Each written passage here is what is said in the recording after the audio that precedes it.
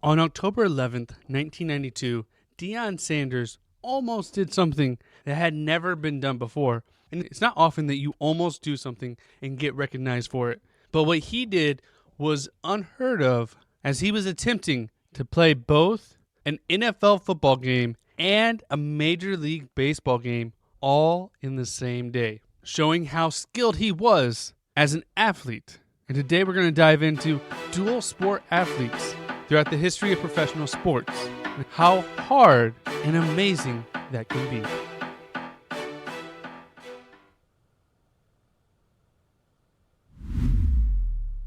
Welcome to Daily Sports History. I'm Ethan Reese, your guide, as you daily learn more about sports history, increasing your sports knowledge. Today's trivia question: what 3 sports did Deion Sanders play in college? Now, growing up, most of us went to school, and we were either the great athlete or you had a great athlete that was the best player in any sport they played, whether it was football, baseball, basketball, whatever they played, they excelled in, and they were expected to be that alpha main person. But usually, as you go higher in the ranks of sports, you have to decide, do I do this sport or this sport? And for most athletes, when you get to college, you have to pick one. But there are a select group of athletes that end up going for multiple sports. And these are known as either multi-sport athletes or dual sport athletes. And we've actually covered a few of them in past episodes. We covered stories about Jim Thorpe, who played football, baseball, and track and field. We covered Babe Dickerson Zendeja, who played basketball, golf, and track and field. And even covered Michael Jordan, who was arguably the best basketball player ever, and also attempted to play baseball as well. But there have been other great dual sport athletes. Dave Bouchier was a Hall of Fame basketball player with the New York Knicks, and after attempting a baseball career where he actually pitched a complete game shutout for the Chicago White Sox. And then after baseball, he would win 2 championships with the Knicks. And then there was Brian Jordan, who was drafted in the NFL and Major League Draft and became a Pro Bowl, and was even named to a Pro Bowl in the NFL, but later chose to focus more on baseball and became an all-star outfielder and played 15 years in the major leagues. And then there was Bullet Bobby Hayes, who won 2 Olympic gold medals and at one point was the fastest man alive, which is a title given to the sprinter who holds the record for the 100-meter dash. And later, he would go on to join the Dallas Cowboys and become a Hall of Fame receiver, being named to 3 Pro Bowls and 2 All-Pros, and winning a Super Bowl using his skill speed and showing that he also had hands. And most of us know Bo, as Bo Jackson is one of the quintessential dual sport athletes, as he was an all-star in both the NFL and Major League Baseball, and likely would have played even more football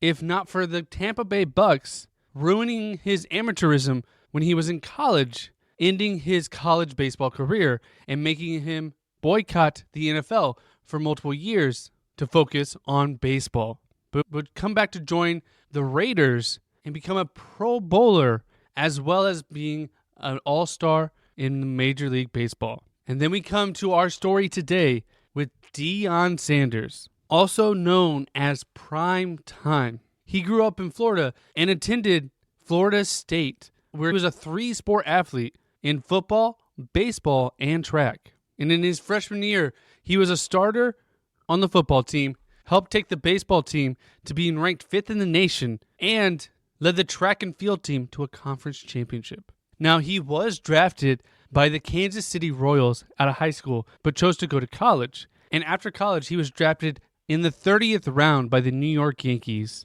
due largely to teams viewing him as more of a football player and not thinking he would play baseball or wouldn't play right away, because he was the 5th overall pick by the Atlanta Falcons in the NFL, meaning he showed a lot more promise for the NFL.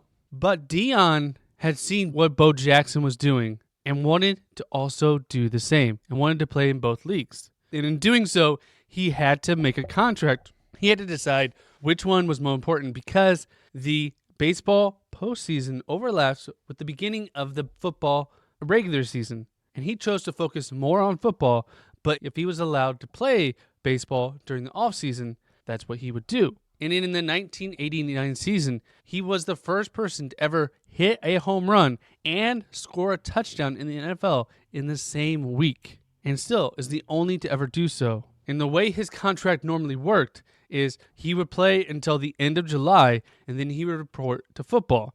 And so he often didn't play for the teams that made the postseason. But luckily, in 1991, he signed with the Atlanta Braves as he was playing football in Atlanta too, which made it an easy thing for him to play for both teams. And before the 1992 season, he actually reworked his NFL deal where he made it so he would report to training camp, but was allowed to rejoin the Atlanta Braves if they made the postseason during the season and would play games on off game days. So Sundays, he would play football. All other days, he would be allowed to play baseball if there was games. And 1992 was his best year in the major leagues. He hit over 300 with 26 stolen bases in just 97 games. And the Braves had a great year as they were working their way through the playoffs and would eventually make it to the World Series, making him the first person to ever play in the World Series and in the Super Bowl, and still the only person to do that. So then comes October 11th, 1992.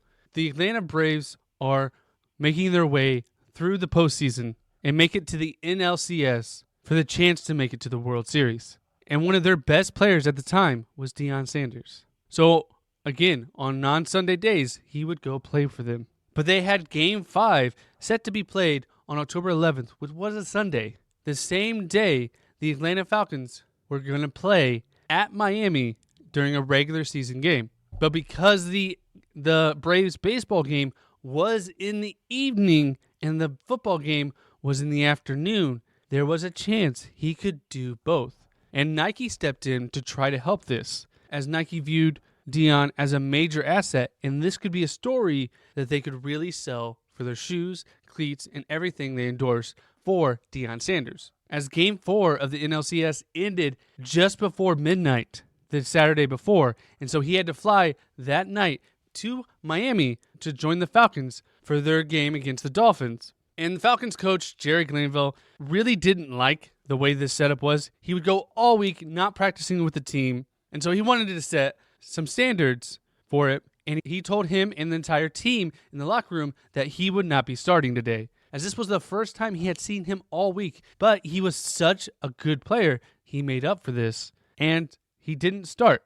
And after one play into the game, he got put in there, making a very hollow gesture of making him not start. Now, Atlanta came up short and lost to the Dolphins 17-20. And Sanders was exhausted. He had played baseball the night before. He had played every snap except for that first one against Miami, including returning punts. And so he was exhausted and got an IV after the game, and then hopped into a limo just before 5 to take a helicopter to the airport to catch a flight to Pittsburgh, where they're playing the NLCS versus the Pirates with the Atlanta Braves. That's right. He went from Pittsburgh to Florida to Pittsburgh again, all in less than 1 day, including playing an entire NFL game, and tried to join the team when he arrived just 16 minutes before the official start game of the NLCS Game 5.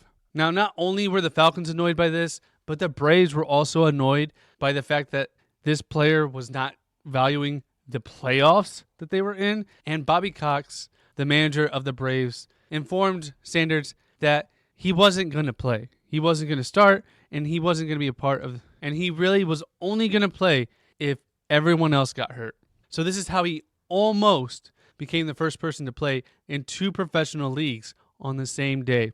But he actually just suited up for 2 on that same very fateful day. Now, Sanders was a valuable player for the team, as he hit over 500 in the 4 games in the World Series. But sadly, his efforts were not enough, as he was the only player for the Braves to hit over 300 in the World Series, and they would go on to lose the World Series 4-2 to the Toronto Blue Jays. But that same year, he was an All-Pro for the Atlanta Falcons. And Deion would go on to play 16 years in the NFL and play 9 years in baseball. Now, he obviously had more success in football, as he is a Hall of Fame football player who won 2 Super Bowls, made 8 All-Pros, as well as 8 Pro Bowl selections. Whereas in baseball, he had a career batting average of .263 with 36 home runs and 186 stolen bases. He prioritized football as that was his major sport, and it showed in his stats between baseball and football.